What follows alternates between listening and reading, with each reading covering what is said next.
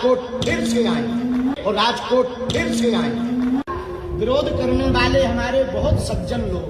Social મીડિયાની અંદર આ ધીરેન્દ્ર શાસ્ત્રીનો ખૂબ જ વિડીયો વાયરલ થઈ ગયો છે જેમના વિરોધીઓ હતા એમને ખુલ્લેઆમ સોચરા કરી નાખ્યા. તમને બધા લોકોને ખબર છે કે હાલ સોશિયલ મીડિયાની અંદર તમને બધા લોકોને ખબર છે કે જયંત પંડ્યા, પરસોત્તમ પીપળિયા, પિયુષ જાદુગર એ બધા ધીરેન્દ્ર શાસ્ત્રી હતા આવ્યા ત્યારે ખૂબ જ તે વિરોધ કર્યો અને ટ્રોલ કર્યા હતા ધીરેન્દ્ર શાસ્ત્રી.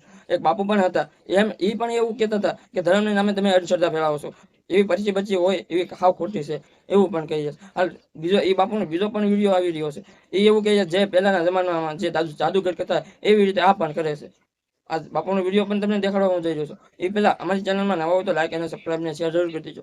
બધા લોકોને ખબર છે કે 5 તારીખે ધીરેન્દ્ર શાસ્ત્રી રાજકોટમાં આવી ગયા છે અને આવી પણ ગયા છે અને કથા પણ એક કરી નાખી છે. એ બાદ એ કથામાં એક આ વિડીયો ખૂબ જ વાયરલ થઈ રહ્યો છે. વિડીયો જોવો. फिर से आए। विरोध करने वाले हमारे बहुत सज्जन लोग।